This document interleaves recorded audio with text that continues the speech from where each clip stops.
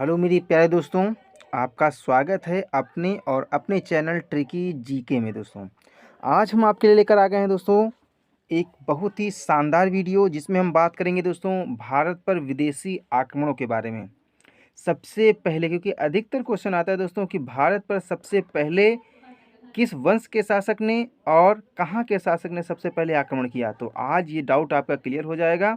क्योंकि आज हम करेंगे दोस्तों विस्तृत चर्चा कौन से वंश के द्वारा सबसे पहले भारत में आक्रमण हुआ। तो सबसे पहले देखेंगे जो वंश था दोस्तों, वो देश था, वो ईरान देश था। ईरान देश के शासकों ने सबसे पहले भारत पर आक्रमण किया। कौन कौन से शासक थे उसके बारे में चर्चा करेंगे। उससे पहले हम देख लेते हैं कि ईरान दोस्तों कहाँ पर पड़ता है, किस स्थान पर पड़ता है, और भारत किस स्थान पर पड़ता है, और प्राचीन काल से ही ईरान और भारत के संबंध कैसे थे, इसके सबसे पहले देख लेते हैं। उसके पश्चात में हम बढ़ते हैं आगे दोस्तों।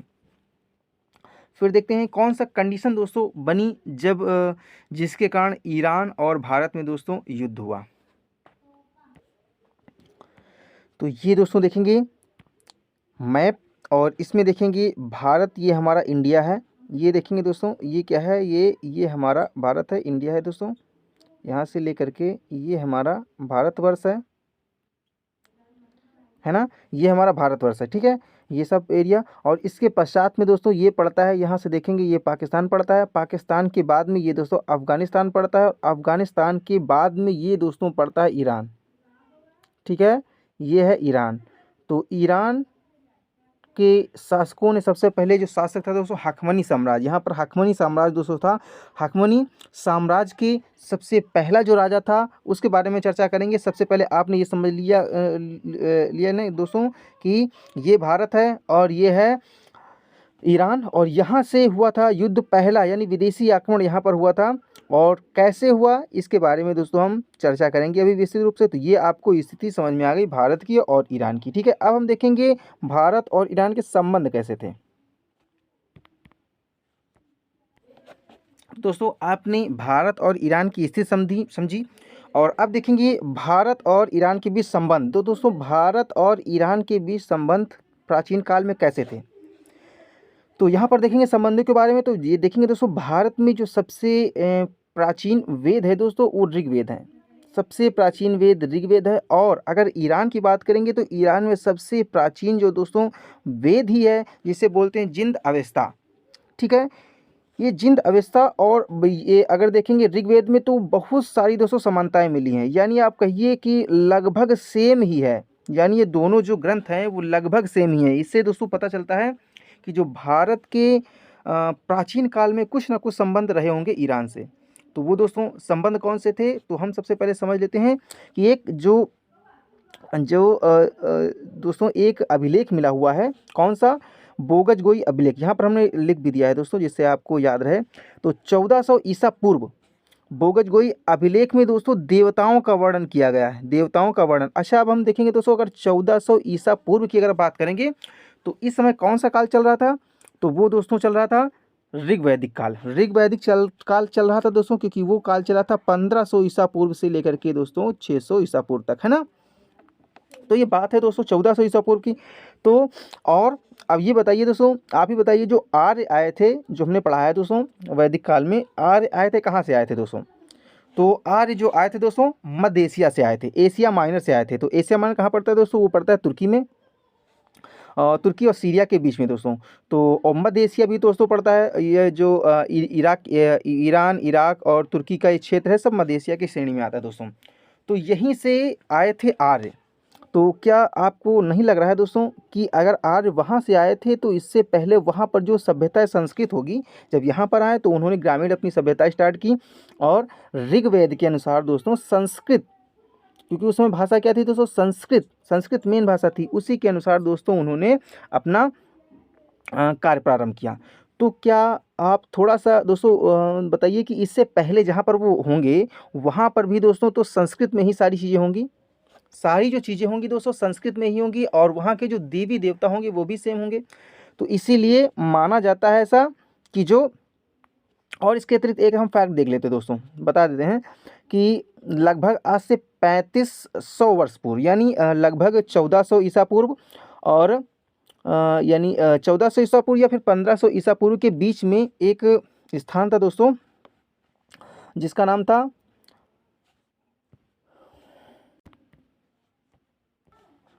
तो दोस्तों ये देखेंगे कि सबसे पहले एक स्थान था जिसका नाम था दोस्तों, वो दोस्तों जो स्थान था एनातोलिया, उसका नाम था, क्या नाम था दोस्तों, एनातोलिया, याद रखना थोड़ा, इसका नाम था एनातोलिया। और यहाँ पर दोस्तों मिन्नती साम्राज्य रहता था दोस्तों, कब, 1500 ईसा पूर्व से लेकर के 1300 ईसा पूर्व। कहाँ पर रहता था दोस्तों, सीरिया में। सीरिया के उत्तर दक्षिण पूर्व में एक स्थान था दोस्तों जिसका नाम था एनातोलिया, ठीक है। और कब, याद रखना दोस्तों, 1500 ईसा पूर्व, है ना, जब आर्य यहाँ पर आए थे भारत में। और यहाँ पर दोस्तों मिन्नती समुदाय के लोग रहते थे, इन जिनकी जो मेन भाषा थी दोस्तों एनातोलिया की, हित्ती, हित्ती भाषा में दोस्तों आर्य शब्द भी पाया जाता है, यानी जो मेन भाषा उनकी थी, जो जो आर्यों की भाषा थी, वही भाषा दोस्तों एनातोलिया के लोग भी यूज करते थे। तो इसके पश्चात में दोस्तों ये मिन्नती समुदाय के एक चित्र है दोस्तों, यहाँ पर देख लीजिए, ये मिन्नती समुदाय, यहाँ पर देखो, संस्कृत बोलने वाली सीरिया के मिन्नती साम्राज्य से दोस्तों इसका संबंध था। अब यहाँ पर दोस्तों 3500 वर्ष, ये 3500, आज से 3500 साल, ठीक है, यानी लगभग वही 1400-1500 ईसा पूर्व की बात है, यहाँ पर दोस्तों रहते थे। यहाँ पर दोस्तों बोगजगोई जो अभिलेख है, यहाँ से सभ्यता से जो अवशेष मिले हैं, जिससे पता चलता है ईरान के जो संबंध थे, यानी जो आर्य आए थे वो मध्य एशिया से आए थे। और वहाँ की भी भाषा कैसी दोस्तों, संस्कृत थी। आप बताइए दोस्तों, जब भाषा,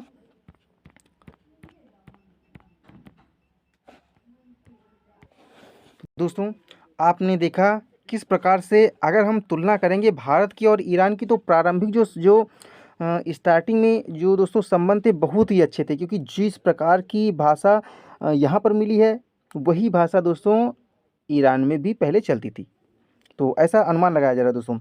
तो यहाँ पर देखेंगे क्या क्या दोस्तों समानताएं मिली। तो यहाँ पर देखेंगे, अगर हम बात करेंगे दोस्तों ऋग्वेद में, और अब यहाँ पर देखेंगे समझ में आ जाएगा थोड़ा सा आपको दोस्तों, ऋग्वेद में, भारत का ऋग्वेद है, जो ईरान का जिंद अवेस्ता है दोस्तों, सेम टू सेम सब चीज़ें वही मिली हुई हैं, है ना। यानी एक तरीके दोस्तों छंद, कहानी भी एक तरीके से पूरे पूरे दोस्तों जो जो पेज हैं दोस्तों वो पूरे एक एक जैसे हैं। और केवल क्या है दोस्तों, उसको अरामाइक लिपि, यानी जो लिपि दोस्तों दूसरी लिपि यानी ईरानी लिपि में दोस्तों उसका प्रयोग किया गया है, और यहाँ पर दोस्तों संस्कृत भाषा में इसका यूज़ किया गया है। अब यहाँ पर देखेंगे क्या क्या समानताएं दोस्तों देखने को हमको मिलती हैं। तो भारत और ईरान के बीच जो संबंध कैसे हमें पता चलते हैं, तो हम सबसे पहले देखेंगे वहाँ की जो जिंद अवस्था जो किताब है दोस्तों, ये ग्रंथ है, उसमें यम को दोस्तों यीमा बोला गया है। दोस्तों क्या बोला गया है, जहाँ भारत में क्या बोलते हैं, ऋग्वेद में दोस्तों यम बोला गया, और वहाँ पर क्या बोला गया, यीमा बोला गया। थोड़ा सा केवल अंतर है दोस्तों लैंग्वेज का। इंद्र को दोस्तों इंद्र ही बोला गया है, वायु को वायु ही बोला गया है, मित्र को मित्र बोला गया है। क्या बोला गया दोस्तों, मित्र, याद रखना। और नासत्य को दोस्तों क्या बोला गया है, नौन है, ठीक है, ये दोस्तों याद रखना, क्योंकि ये क्वेश्चन दोस्तों आता है। और वरुण को क्या बोला गया दोस्तों, ये वरुण को बोला गया है अहुर मजदा, अहुर मजदा नाम दिया गया दोस्तों वरुण को। तो ये आपको याद रखना, क्योंकि ये अधिकतर एग्जाम में दोस्तों आता है, ठीक है। तो यहाँ पर देखेंगे जो भारतीय ऋग्वेद है दोस्तों और ईरान का जो जिंद अवस्था है, उसमें बहुत सी समानताएं दोस्तों देखने को मिलती है। इससे पता चलता है हमें दोस्तों कि जो भारत और ईरान के जो संबंध थे दोस्तों प्राचीन काल में बहुत ही अच्छे थे, और जिससे, लेकिन समस्या कहाँ पर आ गई दोस्तों, क्यों युद्ध हुए, उसके बारे में थोड़ा आगे हम चर्चा करते हैं कि आखिर क्या कारण आया जब युद्ध स्टार्ट हुए। तो यहाँ पर देखेंगे विदेशी आक्रमण। तो विदेशी आक्रमण देखेंगे सबसे पहले दोस्तों ईरानी आक्रमण हुआ, और इसके अतिरिक्त कौन सा आक्रमण हुआ दोस्तों, यूनानी आक्रमण हुआ। यानी दो प्रकार के आक्रमण भारत पर हुए। सबसे पहले दोस्तों नंबर 1 पर ईरानी आक्रमण हुआ, उसके पश्चात में नंबर 2 पर कौन सा दोस्तों आक्रमण हुआ, यूनानी आक्रमण हुआ। तो जो ईरानी आक्रमण सबसे पहले किया था दोस्तों साइरस ने किया था, ठीक है, इसकी अभी चर्चा करेंगे दोस्तों। उसके पश्चात में जो साइरस के बाद में दोस्तों डेरियस आता है, इसके पश्चात में भी एक दो राजा आते हैं दोस्तों, लेकिन उसके पश्चात में आता है दोस्तों डेरियस, और डेरियस के बाद में दोस्तों आता है सिकंदर, ठीक है, जो ईरानी साम्राज्य को उखाड़ फेंकता है। और इस सिकंदर के बारे में दोस्तों हम नेक्स्ट टॉपिक में चर्चा करेंगे, क्योंकि वीडियो बड़ी हो जाएगी और इसका इतिहास भी दोस्तों विस्तृत है। तो अभी हम पढ़ लेते हैं दोस्तों ईरानी आक्रमण के बारे में। अगर हम देखेंगे दोस्तों, भारत के ऋग्वेद और ईरान की हमने बताया जिंद अवस्था में काफ़ी हद तक समानताएं मिलती हैं। 1400 ईसा पूर्व ईरान से प्राप्त जो बोगजगोई अभिलेख है, इसको याद रखना क्योंकि ये काफ़ी बार क्वेश्चन आया हुआ है दोस्तों, बहुत बार क्वेश्चन ये पूछा जाता है। बोगजगोई अभिलेख जो है दोस्तों प्रथम अभिलेख है, ठीक है, प्रथम अभिलेख है जो मिला हुआ है, सबसे प्राचीन अभिलेख है दोस्तों। इन दोनों में बताया गया दोस्तों कि जो देवता हैं, जो छंद हैं, इन सभी में दोस्तों समानताएं देखने को मिलती है। भारत में कौन सी लिपि दोस्तों यूज की जा रही थी? ब्रह्मी लिपि यूज की जा रही थी। और ईरान में जो लिपि चल रही थी आरामाइक लिपि थी। तो याद रखना दोस्तों ये काफ़ी बार क्वेश्चन आता है कि आरामाइक लिपि क्योंकि भारत में भी कई स्थानों पर दोस्तों मिली हुई है। तो यहाँ पर देखेंगे दोस्तों, भारत में जब ब्रह्मी लिपि चलती थी और ईरान में चलती थी तो कौन सी? आरामाइक लिपि। तो जब यहाँ पर सबसे पहले जो राजा थे दोस्तों साइरस ने जब आक्रमण किया तो अभी बात करेंगे दोस्तों, ये तो असफल आक्रमण रहा। लेकिन जब डेरियस ने, या फिर इनको दारा प्रथम भी कहा जाता है, ठीक है, इनको दारा प्रथम भी कहा जाता है, जब दारा प्रथम ने दोस्तों आक्रमण किया तो उसने क्या किया? काबुल, कंधार और पंजाब तक के क्षेत्र को अपने आप में दोस्तों मिला लिया।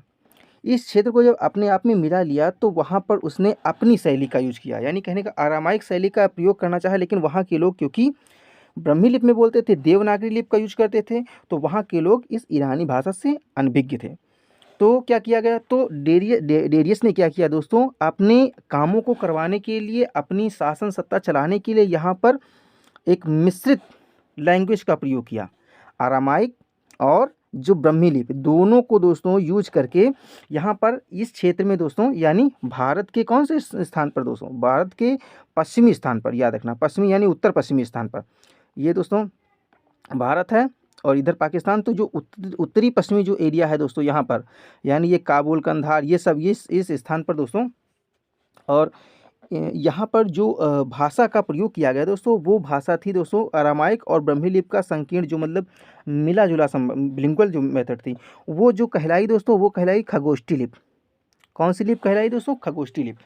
तो काफ़ी बार क्वेश्चन आता है ये। आगे दोस्तों क्वेश्चन आपको देखने को मिलेगा जब मतलब ईरान से ही बहुत सी चीज़ें सीखता है भारत, यानी जो लेख को गुदवाना, उत्कीर्ण करवाना भी यहीं से सीखता है। तो जब भारत में जो अशोक के लेख मिलेंगे, तो अगर अशोक के लेख अगर पश्चिमी साइड में मिलते हैं, यानी पाकिस्तान साइड में अगर मिलेंगे, तो जितने भी अभिलेख होंगे वो दोस्तों खगोष्ठी लिपि में लिखे जाएंगे। ये क्वेश्चन काफ़ी बार आता है।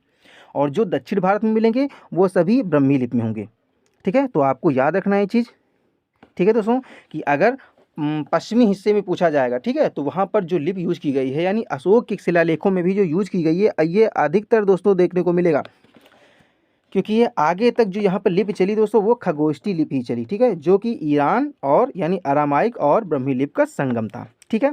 तो यहाँ पर भारत के कब्जे वाले क्षेत्र में डेरियस ने क्या किया? खगोष्ठी लिपि का दोस्तों प्रयोग किया, ठीक है। तो आपको याद रहेगा दोस्तों, जो पश्चिमी सिरे में क्यों खगोष्ठी लिपि का चलाई जाती थी? क्योंकि वो मिश्रण था किसका? अरामाइक और ब्रह्मी लिपि का, ठीक है। आगे बढ़ते हैं और देखते हैं आगे क्या हुआ। तो यहाँ पर देखते हैं ईरानी आक्रमण कौन से वंश के द्वारा किया गया। तो वो वंश दोस्तों था हखमनी वंश। कौन सा वंश था दोस्तों? हखमनी वंश। सबसे पहला जो आक्रमण किया गया दोस्तों, विदेशी आक्रमण, वो हखमनी वंश के द्वारा किया गया, ईरान के द्वारा, ठीक है, याद रहेगा। तो अब इसमें सबसे जो पहले राजा थे दोस्तों जिन्होंने आक्रमण किया वो थे साइरस। कौन थे दोस्तों? साइरस, ठीक है। और दूसरे जो राजा थे दोस्तों वो थे डेरियस प्रथम। इसके बीच में भी एक दो राजा आते हैं जो इसी का पुत्र होता है साइरस का, लेकिन उसका ऐसे भी व्याख्यान भी नहीं मिलता है और दोस्तों उसको एग्जाम में पूछा नहीं जाता है, इसीलिए उसको हम कवर नहीं किए हैं क्योंकि वीडियो काफ़ी बड़ा हो जाएगा। तो साइरस के बारे में सबसे पहले हम बातें करते हैं। भारत पर प्रथम विदेशी हमला ईरान के हखमनी वंश के साइरस ने किया, याद रखना, ठीक है। तो आपको नाम याद रहेगा दोस्तों, साइरस ने सबसे पहले आक्रमण किया था, ठीक है। इसकी अगर राजधानी की बात करेंगे दोस्तों, पर्स पोलिस थी। क्या थी? पर्स, पर्स लिख देना, और पोलिस, यानी जब आपका पर्स दोस्तों खो जाता है तो आप किसके पास में जाते हैं? पुलिस के पास में जाते हैं। तो पर्स पोलिस से आप याद रखना। हखमनी वंश की दोस्तों क्या थी? ये थी राजधानी। हखमनी वंश का संस्थापक की अगर बात की जाए तो साइरस द्वितीय इसे कहा जाता है, ठीक है, साइरस द्वितीय, और इसको कुरुस भी बोला जाता था। तो याद रखना क्योंकि एग्जाम में आया हुआ है दोस्तों कि कुरुस किसे कहा जाता है, तो आप याद रखना साइरस द्वितीय को कहा जाता है दोस्तों, ठीक है, जो हखमनी वंश का राजा था। भारत पर पहला विदेशी आक्रमण करने वाला जो असफल प्रयास किसने किया था? तो 550 ईस्वी में साइरस ने किया था। तो याद रहेगा दोस्तों, ये जो प्रयास था वो दोस्तों असफल था। इनके एक जो यूनानी दोस्तों विद्वान है हेरोडोटस स्ट्रेबो के अनुसार बताया गया है कि जो साइरस केवल कुछ सैनिकों के साथ में, यानी 7-8 सैनिकों के साथ में अपनी जान बचाकर भाग गया था। जब ये भारत पर आक्रमण करने के लिए आया तो ये अपनी जान बचाकर दोस्तों भाग गया था। स्ट्रेबो के अनुसार जो साइरस जेड्रोसिया, उस समय जेड्रोसिया जो था दोस्तों, जेड्रोसिया के रेगिस्तान से होकर भारत पर आक्रमण करता है। ठीक है, जेड्रोसिया जो कि जो अफगानिस्तान के बीच का जो रास्ता होता है वहाँ से क्या क्या दोस्तों आक्रमण करता है। तो आगे बढ़ते हैं दोस्तों और देखते हैं। हाँ, यहाँ पर देखेंगे जो दूसरा इम्पोर्टेंट राजा है, यहाँ से अधिक क्वेश्चन भी आते हैं और जो इम्पोर्टेंट भी है और जो बहुत ही एक प्रकार से देखा जाए तो शक्तिशाली राजा भी है। जो ईरानी राजा है डेरियस प्रथम, यानी दारा प्रथम। दारा प्रथम का आपने नाम सुना होगा दोस्तों। तो इसने जब आक्रमण किया तो भारत के काफ़ी क्षेत्रों को उसने जीता भी था। कहाँ से ये चीज़ पता चलती है कि जो दारा प्रथम या फिर जो डेरियस प्रथम ने भारत पर आक्रमण किया, तो वो जो दोस्तों 3 अभिलेख मिले हुए हैं। एक तो मिला हुआ दोस्तों बेहस्तूनी अभिलेख जो गांधार में मिला हुआ है, पर्सपोलिस अभिलेख पंजाब में मिला हुआ है, और नक्शे रुस्तम दोस्तों मिला हुआ है, ये भी पंजाब में मिला हुआ है। तो आपको याद रखना दोस्तों कि जो डेरियस के जो विदेशी आक्रमण का जो भारत पर जो अधिकार हुआ उसका साक्ष्य कहाँ से मिलता है, तो दोस्तों मिलता है वो ये क्या है, शिलालेख हैं। याद रहेगा दोस्तों, इसको हमने फिगर के माध्यम से बता दिया, आप इसको याद रख सकते हैं, इसका स्क्रीनशॉट भी ले सकते हैं। ठीक है, पढ़ लेते हैं डेरियस के बारे में। तो ईरान के राजा कुरुस यानी साइरस के उत्तराधिकारी थे। कौन थे दोस्तों उत्तराधिकारी? वो थे डेरियस प्रथम, यानी इनको दारा प्रथम भी बोला जाता है। ठीक है, उस समय जो ईरान था, ईरान में ये भी क्वेश्चन दोस्तों आया हुआ है, तो इसको हमने यहाँ पर समावेश कर दिया कि सोने को क्या कहते थे, डारिक बोलते थे। क्या बोलते थे? डारिक। ठीक है, और चांदी के जो सिक्के थे उनको बोला जाता सैकल्स या सिगलोई, सैकल्स या सिगलोई बोला जाता था। ठीक है, डेरियस प्रथम यानी दारा प्रथम ने 516 ईसा पूर्व में क्या किया था, कंबोज, पश्चिमी गांधार, ठीक है, सिंधु के क्षेत्र पर अपनी विजय प्राप्त कर ली थी। ठीक है, याद रखना दोस्तों। इस विजय का नेतृत्व किसने किया था? तो नेतृत्व किया था उन्हीं के एक मंत्री थे दोस्तों, सेनापति थे, जिनका नाम था स्काईलार्क। ठीक है, और इस छत्रपी ये दोस्तों क्या था, ये उस समय जो व्यवस्था चल रही थी, यानी ईरानों से जो छत्रप प्रणाली है वो भी भारत के लोगों ने दोस्तों सीखा। क्या क्या सीखा, उसके पश्चात में क्या प्रभाव पड़ा, उसके बाद अभी हम इसके बारे में बात करेंगे। लेकिन अभी यहाँ पर समय जो छत्रपी वर्ड यूज किया गया, इसका मतलब होता था एक प्रकार से जब कोई राजा राज करता था, यानी किसी पर आक्रमण करता था, तो अपने जो सेनापति को वहाँ पर छोड़ करके वो चला जाता था और वहाँ से वो राजस्व प्राप्त करता रहता था, और उस पूरे एरिया को छत्रपी बोला जाता था। ठीक है, तो जो छत्रपी से कितना इसको मिलता है, उस एरिया को क्षेत्रपी बोला जाता था। तो यहाँ और जो राज करता था, जो राजस्व वसूल कर देता था, उसे छत्रप बोला जाता था।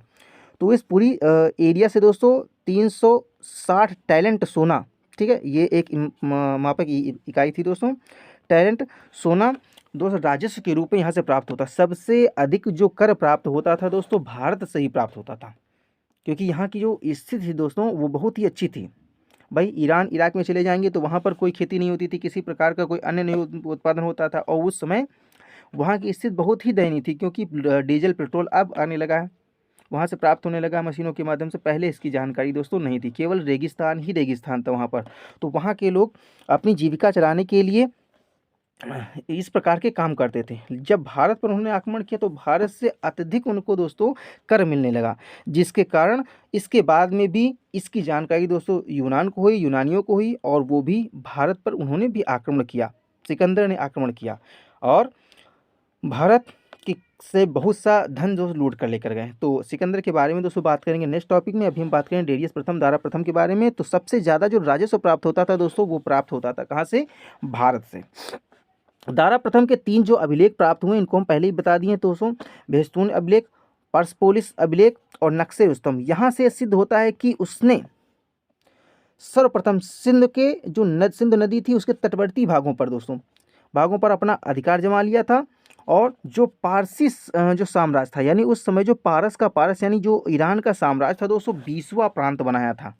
यानी जो पंजाब का क्षेत्र और ये पाकिस्तान का क्षेत्र जो भी उस पर कांधार का क्षेत्र जो भी उसको अधिकार किया था वो 20वां प्रांत था दोस्तों। तो आप समझ सकते हैं जब 20वां प्रांत था तो जो डेरियस प्रथम, दारा प्रथम था उस समय का शक्तिशाली राजा था, और उसके ये 20वां प्रांत है नहीं, 20 प्रांतों पर उसने अपना अधिकार जमा रखा था। तो बहुत ही इम्पोर्टेंट दोस्तों। तो आगे बढ़ते हैं और देखते हैं दोस्तों, यानी भारत पर अब आक्रमण हो गया किसका, विदेशियों का, ईरानियों का। और डेरियस प्रथम ने क्या किया, भारत के बहुत से क्षेत्रों पर यानी पश्चिमी क्षेत्रों पर, इस उत्तरी पश्चिमी क्षेत्रों पर उसने अपना अधिकार जमा लिया। ठीक है, और आगे देखते हैं। तो उसके पश्चात में वो आते हैं, इसकी जानकारी होती है किसको, यूनानियों को, सिकंदर को। और सिकंदर वहाँ से निकलता है और उसके पश्चात में डेरियस से उसकी घमासान युद्ध भी होता है। इसके बारे में चर्चा हम करेंगे नेक्स्ट वीडियो में। और उसके पश्चात में ये जो दारा प्रथम है दोस्तों हार जाता है, और जो सिकंदर की जीत होती है और पूरे ईरान के क्षेत्र में, और ईरान के क्षेत्र में वो अपना अधिकार कर लेता है। इसके जितने भी 20 प्रांत होते हैं उस पर अपना अधिकार कर लेता है, और वो आगे धीरे धीरे बढ़ चलता है। कौन, सिकंदर बढ़ चलता है भारत की ओर। तो इसकी चर्चा करेंगे नेक्स्ट वीडियो में। अभी हम देखेंगे जो ईरान, यहाँ पर ईरानी आए दोस्तों, उनका प्रभाव क्या पड़ा, उनसे भारत ने क्या क्या सीखा, क्या क्या चीज़ें ग्रहण की। तो इसके बारे में बात कर लेंगे, क्योंकि ये अधिकतर क्वेश्चन दोस्तों एग्जाम में आता है, क्या क्या सीखा वहाँ से, है ना। तो इसको हम देख लेंगे, जो भी एग्जाम में आते क्वेश्चन उनको देख लेंगे।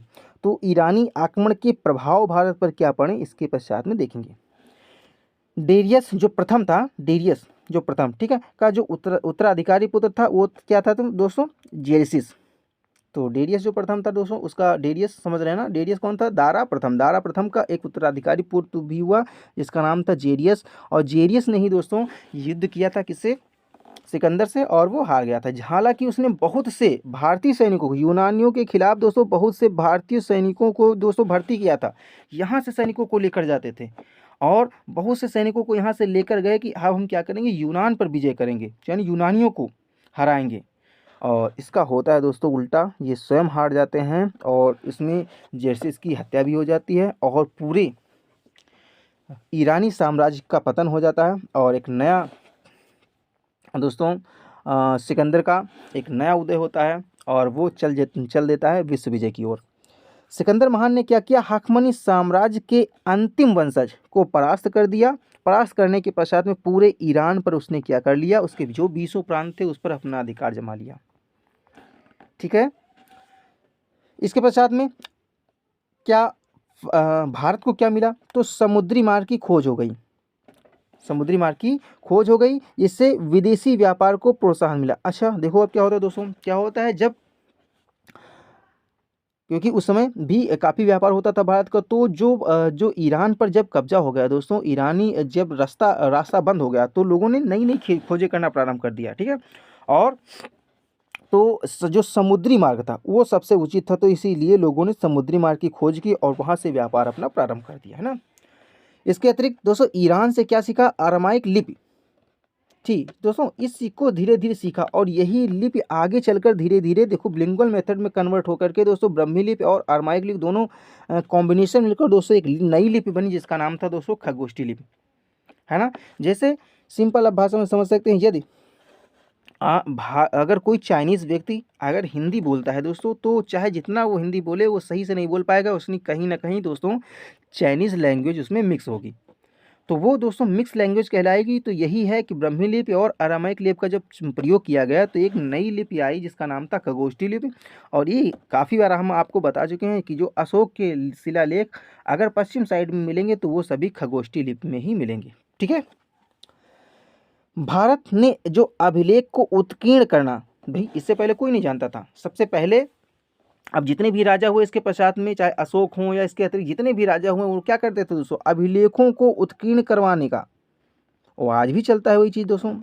आप देखते हैं जब कोई भी चीज़ का निर्माण होता है तो उसमें क्या किया जाता है, उसका शिलान्यास किया जाता है दोस्तों, और अभिलेख उस पर उत्कीर्ण करवा, अभिलेखों को दोस्तों उत्कीर्ण करवा दिया जाता है, उस पर लगवा दिया जाता है कि किसने और ये कब इसका निर्माण करवाया।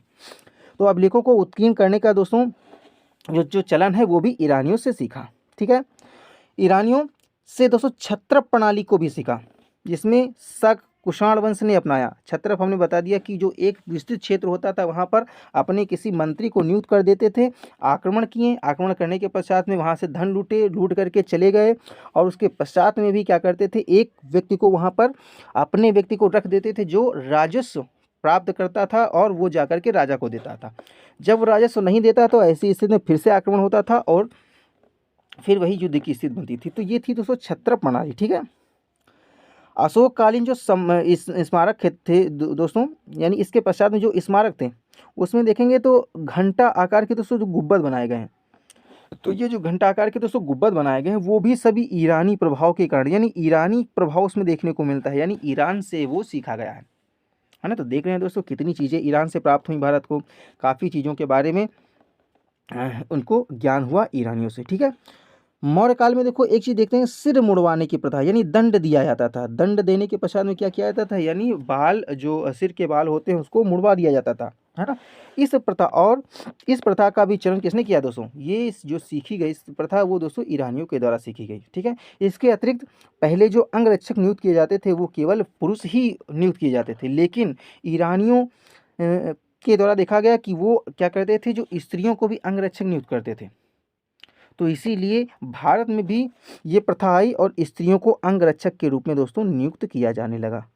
तो ये बहुत सी चीज़ें थी दोस्तों जो ईरानियों से भारत के प्रभाव में आई और आज भी वो दोस्तों यूज में लाई जा रही हैं, है ना। जैसे अंग्रेज़ों ने हमारे यहाँ आक्रमण किया तो बहुत सी चीज़ें हमको वो दे गए हैं जिनका हम यूज आज भी कर रहे हैं और उनको हम छोड़ भी नहीं पाएंगे।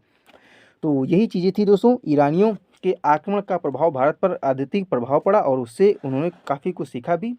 तो दोस्तों ये वीडियो इतना ही, और इसके पश्चात में हम मिलेंगे नेक्स्ट वीडियो में। देख सकते हैं ये वीडियो पीडीएफ हमारा तैयार हो गया है जिसमें सिकंदर के बारे में हम बहुत ही विस्तृत चर्चा करेंगे, क्योंकि वो वीडियो दोस्तों बड़ा हो जाएगा, इसीलिए इस वीडियो में उसकी चर्चा नहीं करेंगे। तो मिलते हैं नेक्स्ट वीडियो में, और हम आशा करते हैं कि आपने हमारा दोस्तों चैनल सब्सक्राइब कर लिया होगा, और अगर आपने वीडियो को लाइक नहीं किया है तो प्लीज़ और प्लीज़ लाइक कर दीजिए। और मिलते हैं दोस्तों नेक्स्ट वीडियो में, तब तक के लिए खुश रहिए, मस्त रहिए, और अपनी दोस्तों के साथ में ये इसको शेयर करते रहिए जिससे कि उनका भी फ़ायदा हो जाए। So thank you for watching this video.